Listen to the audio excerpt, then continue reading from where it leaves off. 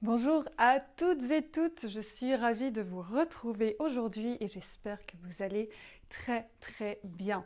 Je suis très heureuse de vous retrouver pour ce nouveau live intitulé Comment devenir le magicien, la magicienne de votre vie, et j'aime beaucoup prendre des figures métaphoriques et aujourd'hui je vais utiliser Merlin l'Enchanteur. J'adore cette figure de Merlin l'Enchanteur parce que ça nous amène à revenir à ce côté un peu plus magique à l'intérieur de nous et aux ressources finalement que l'on a et que parfois on n'arrive pas à mettre de mots dessus parce qu'on n'a jamais appris on n'a jamais appris qu'on avait ces ressources en nous. Et donc aujourd'hui, j'ai envie de vous partager une ressource, un outil, mais avant de vous le partager, je vais vous poser une question. Et la question que j'ai envie de vous poser, ou enfin non, plutôt que je vais vous poser, c'est qu'est-ce qui vous donne de la joie aujourd'hui, en cette deuxième journée d'été, en cette journée du 23 juin? Alors pourquoi je vous pose cette question? Eh bien en fait, là-dedans, dans cette question-là, est contenue la ressource, l'outil que je vous partage aujourd'hui pour devenir magicien de sa vie. Ça contribue à nourrir en fait cette magie intérieure qu'on a en nous. Alors cette ressource, c'est quoi? C'est se créer un capital joie. Alors c'est quoi un capital joie? Eh ben, on peut prendre comme une forme de boîte qu'on se construirait, et même vous pouvez, là l'idée elle me vient, j'adore, je fais des trucs, j'ai des intuitions qui viennent en même temps.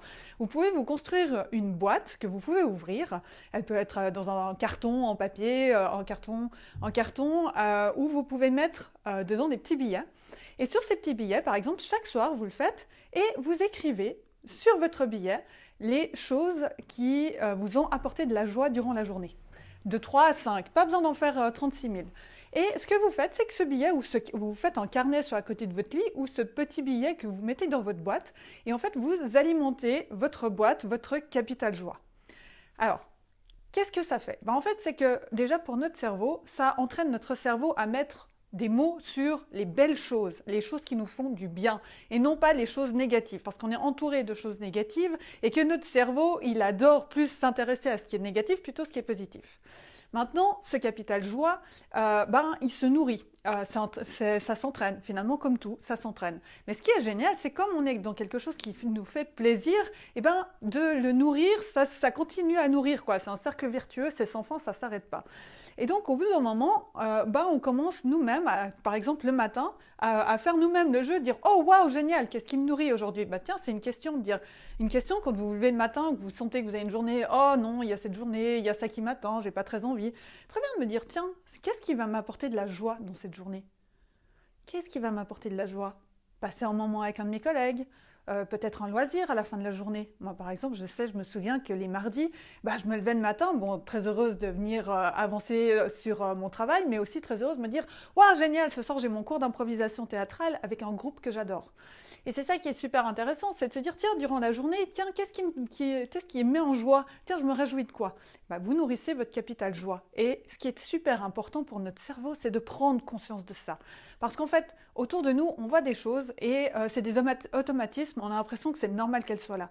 Et quand elles disparaissent, on se rendait compte à quel point elles avaient de la valeur pour nous et on se dit, zut, si j'avais compris ça avant. Et c'est ce qui est très intéressant parce que petit à petit, vous allez nourrir et faire grandir ce capital joie.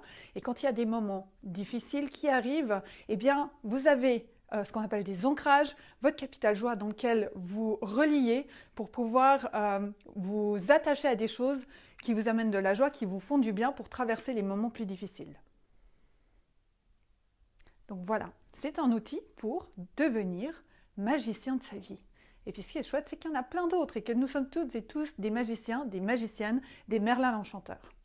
Alors, Merlin l'Enchanteur, il va me rejoindre pour une webconférence que je vais donner samedi matin, 27 juin à 10h30, en direct, gratuitement sur Zoom, dans lequel je serai très heureuse de vous retrouver.